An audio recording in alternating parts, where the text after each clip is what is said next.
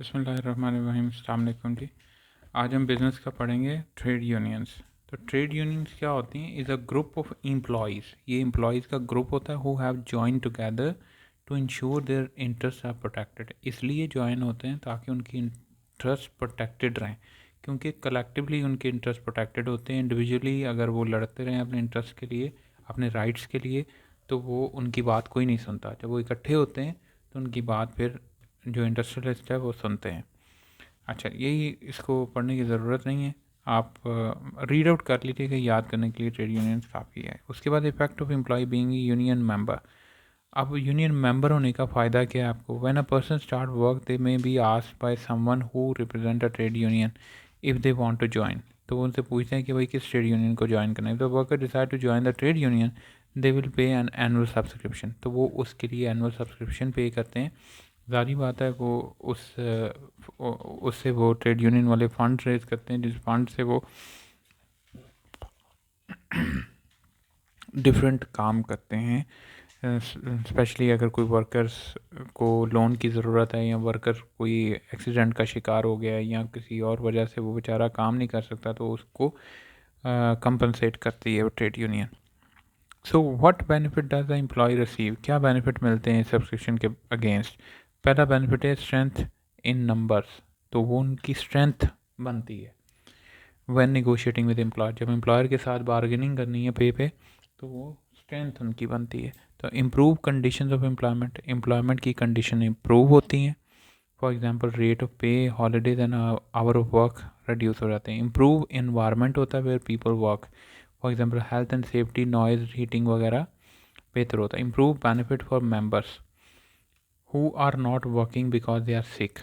तो ये annual subscription आप पे करें, उसमें से आपको फिर कंपनसेट किया जाता है कि आप अगर बीमार हैं, काम नहीं कर सकते, ये रिटायर्ड और हैव बीन रिडंडेंट, या आपको निकाल दिया गया है, तो आपको जब तक जॉब नहीं मिलती ये आपको कंपनसेट करते हैं।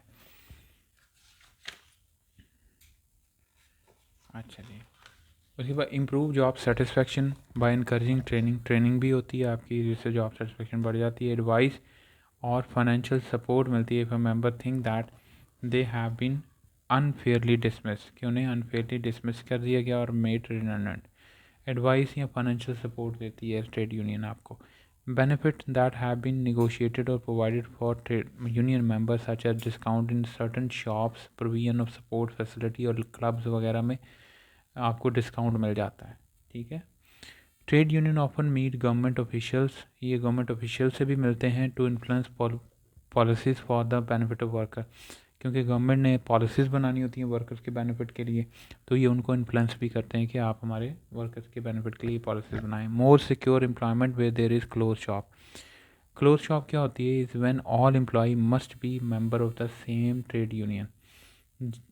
क्लोज शॉप का मतलब है कि कोई भी एम्प्लॉई अगर फैक्ट्री रखेगी, या कोई भी बंदा एम्प्लॉय रखेगा, तो that employee must be a member of trade union. ठीक है। और मोर सिक्योर एम्प्लॉयमेंट होती है। सिक्योर एम्प्लॉयमेंट इसलिए है क्योंकि भाई वर्कर ही उन्होंने ट्रेड यूनियन का रखना है, तो आप ट्रेड यूनियन के मेंबर बने, आपको जॉब मिलनी ही मिलनी है, इसका ये मतलब है। और दे आर डिसएडवांटेज भी, it cost money to the member. सारी बात है, सब्सक्रिप्शन पे करनी है तो वो करना पड़ेगा। Worker may be require to take industrial action. हाँ, अगर किसी जगह पे यूनियन वाले कहते हैं जी हड़ताल करें आएँ, तो उसे इंडस्ट्रियल एक्शन बोलते हैं। कि हड़ताल, स्ट्राइक्स वगैरह, या ओवर टाइम को वो कहते हैं जी हमने नहीं ओवर टाइम करना, ओवर टाइम बाइकआउट कर देते हैं। तो आपको उसका हिस्सा बनना पड़ता है, चाहे आप नहीं भी चाहते, लेकिन आपको हड़ताल में बैठना पड़ेगा फिर। ठीक है। Trade union can have both advantage and disadvantage for employer. अब एम्प्लॉयर के लिए क्या इसका एडवांटेज या डिसएडवांटेज है? ये तो एम्प्लॉई के लिए था ना। अब जो एम्प्लॉयर है उसको ट्रेड यूनियन का क्या फ़ायदा या नुकसान है? उसको फ़ायदा ये है कि they can help improve communication between workers and management. कि वर्कर्स और मैनेजमेंट के बीच में कम्युनिकेशन अच्छी हो जाती है। उनको हर वर्कर से नहीं कम्युनिकेट करना पड़ता, वो ट्रेड यूनियन के लीडर से कर लेते हैं कम्युनिकेट। तो wage agreement will be easier हो जाती है to negotiate with between trade union than with individual worker. यानी हर वर्कर के साथ आप निगोशिएशन करें, आपने बस ट्रेड यूनियन के साथ कर ली तो सब पे अप्लाई हो जानी है। हाउएवर इसका नुकसान ये है कि trade union can organise strikes. हड़तालें वो ऑर्गेनाइज कर सकते हैं if they do not receive the pay levels और कंडीशन दे डिमांड, यानी अगर आप उनकी कंडीशन डिमांड पे पूरा नहीं उतरते तो वो हड़ताल कर सकते हैं। फिर wages are likely to be higher, wages higher होती हैं एडिंग टू बिजनेस कॉस्ट, जिससे कॉस्ट बढ़ जाती है, क्योंकि ट्रेड यूनियन वर्कर्स ने हाई पे ही डिमांड करनी है और ट्रेड यूनियन उसके इंटरेस्ट के लिए काम कर रही है। तो ये इसके बेनिफिट हैं, इस पर क्वेश्चन आ चुका हुआ है इन दोनों पे कि एम्प्लॉय के लिए क्या बेनिफिट्स हैं और डिसएडवांटेज है, और एम्प्लॉयर के लिए क्या बेनिफिट्स और डिसएडवांटेज है। अच्छा, इसके कुछ क्वेश्चन हैं। Sasha owns a business which produce office furniture, she employ 100 workers in the office furniture का बिजनेस करती है, 100 वर्कर्स हैं इन द ऑपरेशन डिपार्टमेंट यानी manufacturing department, 15 worker in the office और 15 वर्कर ऑफिस में है। Sasha believe in a democratic style leadership style. Sasha says that being a good manager is very important to the success of business. Very few workers leave each year, यानी turnover बहुत कम है, labour turnover कम है, यानी कम लोग छोड़ के जा रहे हैं। तो see no need for any of the worker to join a trade union. तो उसने कहा कि किसी वर्कर को ट्रेड यूनियन ज्वाइन करने की ज़रूरत नहीं, क्योंकि वर्कर हैप्पी हैं। डिफाइन डेमोक्रेटिक लीडरशिप, डेमोक्रेटिक ये नॉलेज बेस्ड है, पीछे पढ़ें आंसर करें। Identify two other leadership style, other autocratic है या लेजिस्फेरी है, वो बताते पर नाम बताने। Outline two roles function Sasha undertake as a manager, planning है, कंट्रोलिंग है, कोऑर्डिनेटिंग है, मॉनिटरिंग है, ये आप 2 रोल बता दें बस। उसके बाद explain two reason why having good manager is important to this business. तो गुड मैनेजर क्यों ज़रूरी है, ये भी नॉलेज बेस है, पीछे दिया हुआ है, ताकि वर्कर इंस्पायर होते हैं, मोटिवेट होते हैं, वर्कर्स के साथ वो जो हैं वो जॉइन टुगेदर रहते हैं। ठीक है, तो वर्कर्स ही बेस्ट डिसीजन लेता है जो कि कंपनी के गोल्स अचीव करने में हेल्प करता है। तो ये चीज़ें आप देख सकते हैं। Do you think Sasha is right to say that her worker do not need to join a trade union? Sasha is right to say that her worker do not need to join trade union? क्या आपके ख्याल में ये बात ठीक है? 100 employees हैं, तो अगर ट्रेड अब इसमें वो क्या कह रहे हैं कि आप साशा को बता दें ट्रेड यूनियन का क्या फ़ायदा और क्या नुकसान है, और फिर एंड पे बता दें ट्रेड यूनियन उसको रखनी चाहिए कि नहीं रखनी चाहिए। वो कह रही है ट्रेड यूनियन नहीं होनी चाहिए, तो पहले तो ट्रेड यूनियन को डिफ़ाइन करें। ट्रेड यूनियन क्या होती है? जो एम्प्लॉय के इंटरेस्ट के लिए काम करती है, राइट्स के लिए काम करती है। तो इसमें आपने साशा चूँकि एम्प्लॉयर है, तो एम्प्लॉयर के लिए क्या फ़ायदा क्या नुकसान है वो आपने इसमें बता देना, जो एंड पे क्वेश्चन दिया हुआ है, जो मैंने अभी आपको आंसर किया एंड पे। उसके बाद वो कहते हैं कि द फॉलोइंग ऑर्गेनाइजेशन चार्ट है ये, जिसमें मैनेजर है, फाइनेंस डायरेक्टर है, मार्केटिंग डायरेक्टर है, ह्यूमन रिसोर्स है, ऑपरेशन डायरेक्टर है।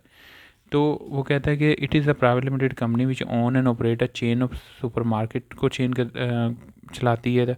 Organisation chart show the hierarchy structure of the business.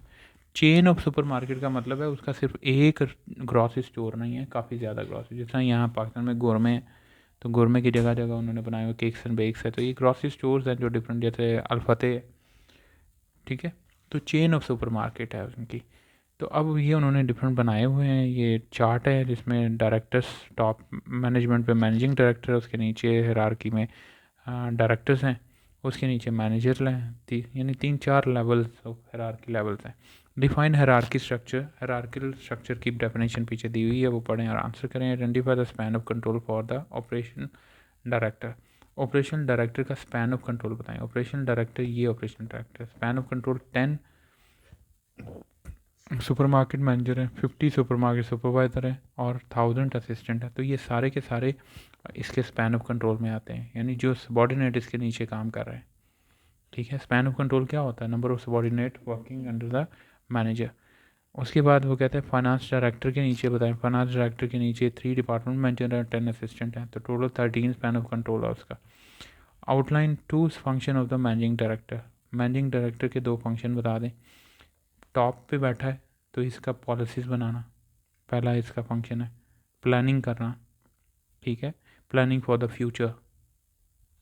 समझ में आ गई बात? तो ये आउटलाइन सिर्फ करने, planning for the future of the organisation, के भाई आज सुपर स्टोर अगर 10 सुपर स्टोर काम कर रहे हैं तो कल कितने सुपर स्टोर बनाए जा सकते हैं, ग्रोथ कितनी होनी चाहिए, ठीक है।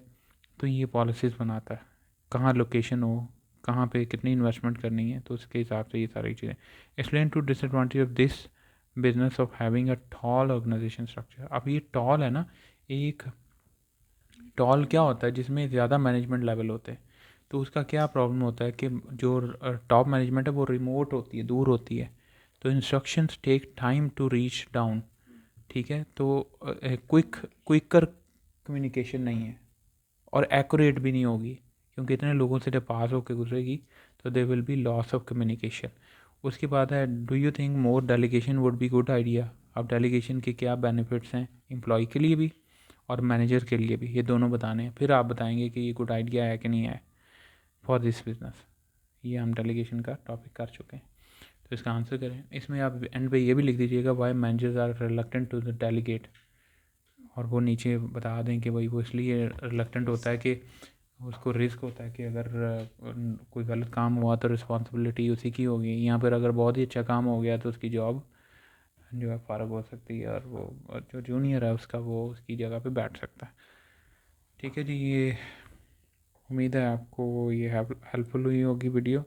अपना ख्याल रखें, दुआ में याद रखें। खुदा हाफिज़।